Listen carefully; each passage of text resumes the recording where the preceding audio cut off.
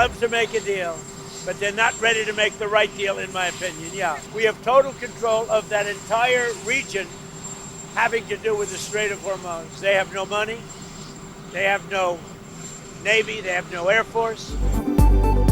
Iran deal के लिए बेताब है मगर दुरुस्त माहिदे के लिए अभी तैयार नहीं। अमेरिकी सदर का दावा, कहा आपने हॉर्मुज समेत खित्ते में हमारा मुकम्मल कंट्रोल है।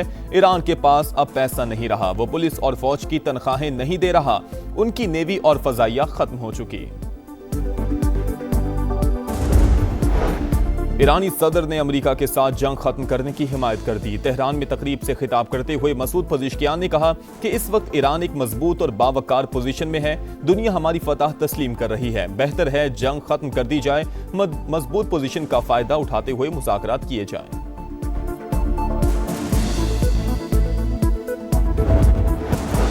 आपने हॉर्मुज पर कशीदगी बरकरार, अमरीकी सेंडकॉम का 68 तिजारती जहाजों का रुख तब्दील कराने का दावा, कहा वार्निंग नजरअंदाज करने पर 3 तिजारती जहाजों को नाकारा बनाया। कवायद की पाबंदी यकीनी बनाने के लिए कार्रवाइयां की गईं। दुश्मन को समंदर में तारीखी और नाकाबिले फरामोश सबक सिखाएंगे। कमांडर ईरानी बहरिया का रद्द-ए-अमल, समंदरी महाज पर दुश्मन के खिलाफ बड़ी कार्रवाई का इंदिया, कहा दुश्मन की तमाम नकलो हरकत पर दिन रात नजर रखे हुए हैं।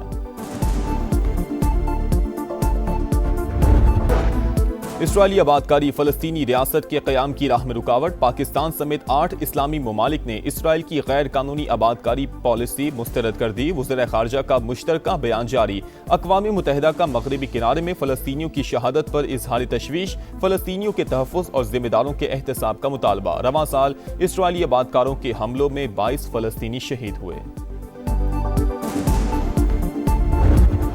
सोमालिया के करीब बहरी कज़ाकों के हाथों ऑयल टैंकर का इकवा, 17 रुकनी अमले में 10 पाकिस्तानी भी शामिल, 4 माह गुजर गए। यरगमाल पाकिस्तानियों के अहले खाना प्यारों की रिहाई के मुंतज़िर, हुकूमत से फौरी इक़दामात का मुतालबा। समा मुतासरीन की आवाज़ बन गया, मामला भरपूर अंदाज में उजागर किया। बच्चे शदीद सदमे से 2-4 हैं। वज़ीर आज़म और फील्ड मार्शल शौहर को रिहाई दिलवाएं, सेकंड इंजीनियर यूसुफ हुसैन की अहलिया की अपील।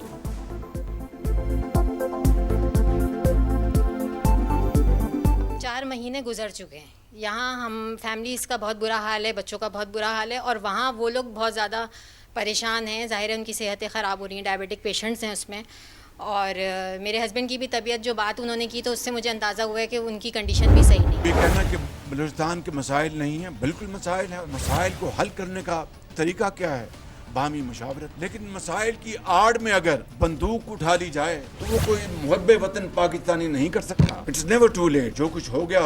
उन मसाइल को सामने रखकर हमें ग्रैंड डायलॉग करें, बैठ जाएं, मुहज़्ज़ब तरीके से, सख्त से सख्त जो मसला उसको लेके आए। वज़ीर आज़म की बलूचिस्तान के मसाइल के हल के लिए ग्रैंड डायलॉग की तजवीज़। डायलॉग का मकसद बलोच अवाम की बात सुनना है। जायज़ शिकायत 1000 बार हल करने को तैयार हैं। शहबाज शरीफ का बलूचिस्तान नेशनल वर्कशॉप से खिताब, कहा घुस बैठिए, दुश्मन ममालिक से वसाइल हासिल कर रहे हैं, कोई मुहिब वतन मसाइल की आड़ में बंदूक नहीं उठा सकता। शनाख्ती कार्ड की बुनियाद पर किसी की जान लेना दुरुस्त नहीं। मसाइल का हल सिर्फ बातचीत में है। वसाइल की मुनसिफाना तकसीम भी नागुज़ीर। फील्ड मार्शल से मिलकर N25 जैसी खूनी सड़क को अमन की शाहराह में तब्दील करने का फैसला। वसाइल में बलूचिस्तान का हिस्सा 10% से ज्यादा रखा गया। चारों सूबे मिलकर चलेंगे तो ही मुल्क तरक्की करेगा।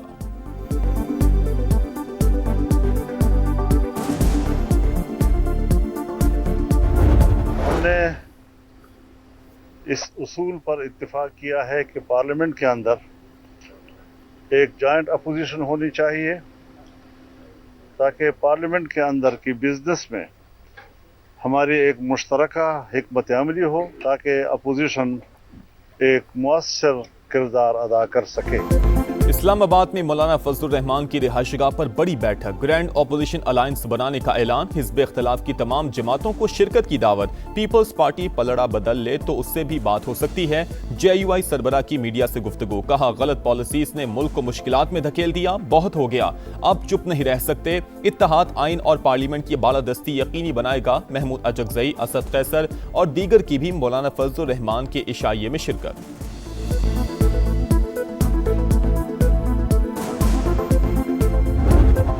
और वहाँ रखना और उसके टेस्ट वगैरह करना यह कानून की मुताबिक सुप्रीम कोर्ट के ऑर्डर के मुताबिक होना लाजिम था। जो कुछ हुआ इसकी तवक्को नहीं थी। जो हमें बताया गया था कि इस पे अमल दरामद होगा, सुप्रीम कोर्ट के ऑर्डर की वायलेशन हुई है।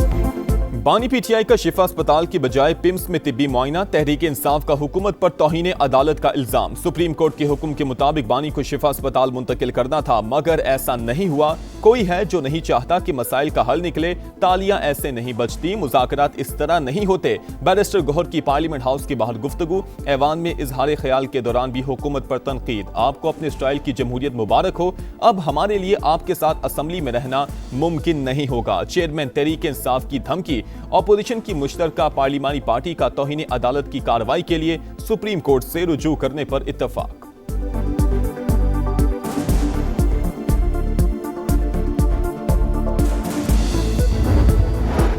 बानी पीटीआई का तिब्बी मुआयना, पिम्स अस्पताल का एलामिया जारी। इंतजामिया के मुताबिक बानी पीटीआई को 20 और 21 अगस्त की दरमियानी शब अस्पताल लाया गया। शिफा इंटरनेशनल अस्पताल के 2 माहिर डॉक्टर्स ने आंखों के चेकअप में हिस्सा लिया। दीगर मुआयने मुतलका माहिरीन ने किए। मेडिकल बोर्ड ने तिब्बी नताइज यकजा करके मेडिकल फिटनेस रिपोर्ट मुरतब कर दी। रिपोर्ट के खुफिया मंदरजात जाहिर नहीं किए जाएंगे।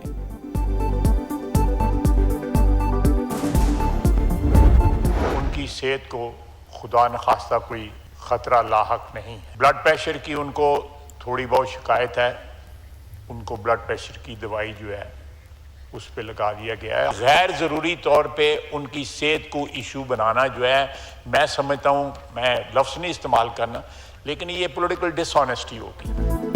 बानी पीटीआई की सेहत को खतरा नहीं, ब्लड प्रेशर की थोड़ी शिकायत है जो उम्र के साथ हो जाती है। वज़ीर दिफा ख्वाजा आसिफ का कौमी असम्बली में इजहार ख्याल, कहा बानी की हमशीरा उनके साथ थी, वो बता सकती हैं सेहत कैसी है। बानी की सेहत को इश्यू बनाना सियासी बददियानती होगी। समा से गुफ्तगू में तारिक फजल चौधरी बोले, सिक्योरिटी हालात की वजह से बानी पीटीआई को पिम्स ले जाना पड़ा।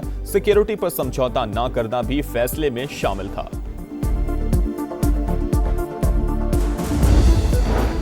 बानी पीटीआई की शिफा अस्पताल मुंतकिली का हुक्म, हुकूमत फिर अदालत पहुंच गई। सुप्रीम कोर्ट में नजर सानी दरखास्त दोबारा दायर। एक कैदी को प्राइवेट अस्पताल मुंतकिल करना क्रिमिनल जस्टिस सिस्टम स्कीम को डिस्टर्ब करेगा। दीगर कैदी भी जेल रूल्स के खिलाफ ऐसे ही बर्ताव का मुतालबा करेंगे। बानी की मुंतकिली का हुक्म वापस ना लिया गया तो फ्लड गेट खुल जाएगा। दरखास्त का मतन, इस केस में डिस्ट्रिक्ट इलेक्शन कमिश्नर भी फरीक था। सुप्रीम कोर्ट ने कार्रवाई के दौरान इस बात का नोटिस ही नहीं लिया। हुकूमत का मौकिफ।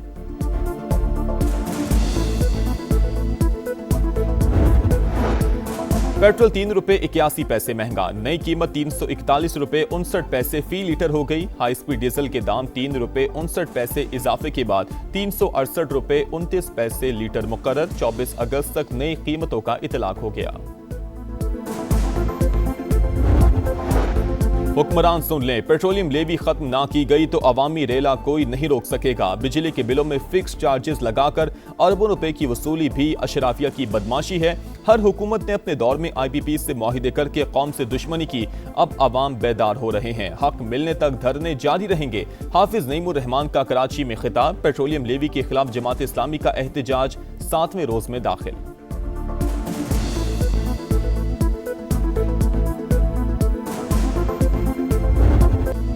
पाकिस्तान और बलूचिस्तान का हाल और मुस्तकबिल एक दूसरे से जुड़ा है और हमेशा एक रहेगा। दुश्मन रियासत और अवाम के दरमियान खलीज पैदा करने की कोशिश में मसरूफ इज्तिमाई अज़्म और फैसला कुन रद्द अमल से नापाक अज़ाइम नाकाम बनाएंगे। फील्ड मार्शल आसिम मुनीर का 2 टोक पैगाम। अमायदीन और सियासी क़यादत से मुलाकात में सिपा सलार ने कहा कि बलूचिस्तान की तकदीर सिर्फ बलूचिस्तान के अवाम के हाथ में है। सूबा बासलाहियत, बाहिम्मत और मुहिब वतन लोगों का मस्किन, नौजवानों में भी सलाहियतों की कोई कमी नहीं। उन्हें बाइख्तियार बनाकर कौमी तरक्की में किरदार का मौका देना पायदार तरक्की के लिए नागुज़ीर है।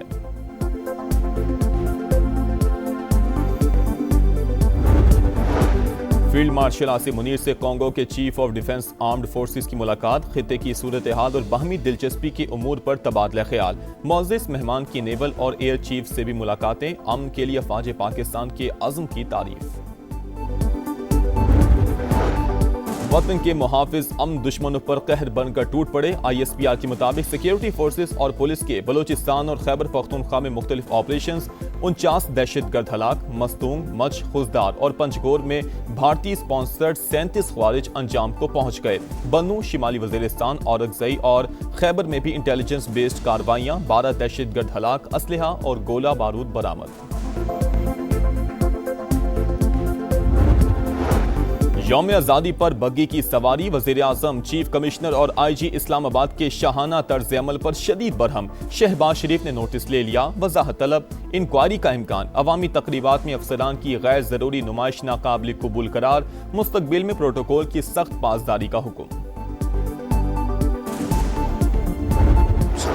सुथरा पंजाब, ये देखें ना आपके सामने है सुथरा पंजाब। कल की बात है, मेरे से 5,000 रुपये रिश्वत मांगी गई है। सुथरा पंजाब के नाम पे जो ढोंग रचाया जा रहा है उसकी मिसाल कहीं नहीं मिलती। बारिश होती है, ये सारा गंद गलियों में आ जाता है, सीवरेज ब्लॉक हो जाते हैं। ये इस तरह का सुथरा पंजाब होता है कि दुनिया बीमार हो रही है, मच्छर है, इतनी स्मेल है। वैसे जाते गुजरते हैं, देख के चले जाते हैं, 2-4 चीजें उठाई, बाकी वहीं का वहीं पड़ा है। सुथरा पंजाब अधूरा ख्वाब। लाहौर के रिहायशी इलाके कचरा कुंडी में तब्दील। ताजपुरा गलाजत और गंदगी की लपेट में। फर्रुखाबाद में कचरा ना उठने से मक्खियों और मच्छरों की भरमार। इलाका मकीनों का बदबू और ताफुन से बुरा हाल। गाजी रोड और इमामिया कॉलोनी में भी जगह जगह गंदगी। अरबों रुपए के फंड्स के बावजूद हालात अबतर। वजीर आला पंजाब खुद मैदान में आकर सूरत हाल देखें। सीनियर वजीर पंजाब मरीम औरंगजेब भी फील्ड का जायजा लें। डिप्टी कमिश्नर और असिस्टेंट कमिश्नर भी दफ्तरों से निकले। शहरियों का मुतालबा, लाहौर का चप्पा चप्पा साफ होने तक समा हकायक दिखाता रहेगा।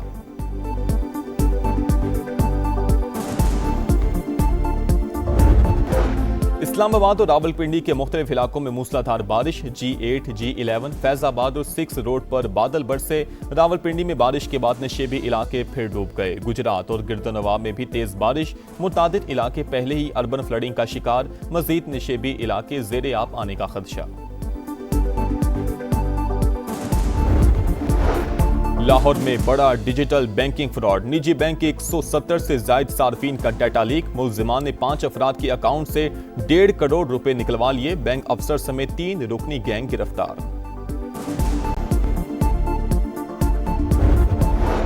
ड्रग डीलर अनमोल पिंकी की 3 मुकदमात में बरियत के खिलाफ अपील तैयार। ड्राफ्ट प्रोसिक्यूटर जनरल सिंध को अरसाल। मंजूरी के बाद हाई कोर्ट से रुजू किया जाएगा। एडिशनल डिस्ट्रिक्ट जज साउथ का फैसला कलअदम करार देने की इस्तदा की जाएगी।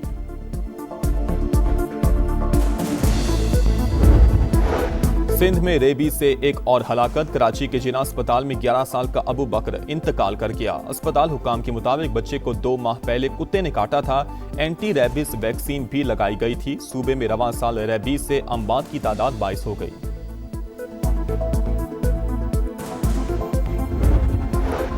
यूक्रेनी शहर क्रिवेरिया पर रूस का हमला। हलाकतों की तादाद 15 हो गई। 130 अफराद जख्मी हुए। हुक्काम के मुताबिक रूसी ड्रोन ने शॉपिंग सेंटर को निशाना बनाया। यूक्रेनी सदर की मुजम्मत, कहा रूस ने इमदादी कारकुनों को भी निशाना बनाया। पाकिस्तान को लीड्स में इबरतनाक शिकस्त। कौमी टीम इंग्लैंड के खिलाफ पहला ही टेस्ट 1 इनिंग्स और 103 रन से हार गई। दूसरी इनिंग्स में भी कौमी बैटिंग लाइन रेत की दीवार साबित। ओपनर चले ना मिडल ऑर्डर। पूरी टीम सिर्फ 135 रन पर ढेर। इमामुल हक 0, अजान अवैस 9, अब्दुल्ला शफीक 15, सऊद शकील 14, शान मसूद 29 और सलमान आगा 4 रन बना सके। मोहम्मद रिजवान 41 रन बनाकर टॉप स्कोरर। रॉबिन्सन और टंग की 8 विकेटें। इंग्लैंड को सीरीज में 1-0 की बढ़तरी। आपका सलमान अली आगा और आपके विकेट कीपर साहब जी, आई थिंक मुझे तो बहुत अफसोस हुआ है। जब हारना ही है, आपने इस तरह की क्रिकेट खेलनी है, बाहर कर दें इनको। मुझे बाबर आजम या कोई भी थिंक टैंक आपस में बैठा हुआ नजर नहीं आया। सो इश्यूज तो हैं। 50 साल की बदतरीन पाकिस्तानी टीम। बरतानवी मीडिया ने भी आईना दिखा दिया। इंग्लैंड का सामना ऐसी टीम से है जिसका हर शोबा तबाहाल है। फास्ट बॉलिंग का मयार और रफ्तार भी जवाल का शिकार। मेजबान बैटर्स बगैर किसी मुजाहमत के रन्स बनाते रहे। पाकिस्तानी फील्डिंग भी इंतहाई नाकिस करा।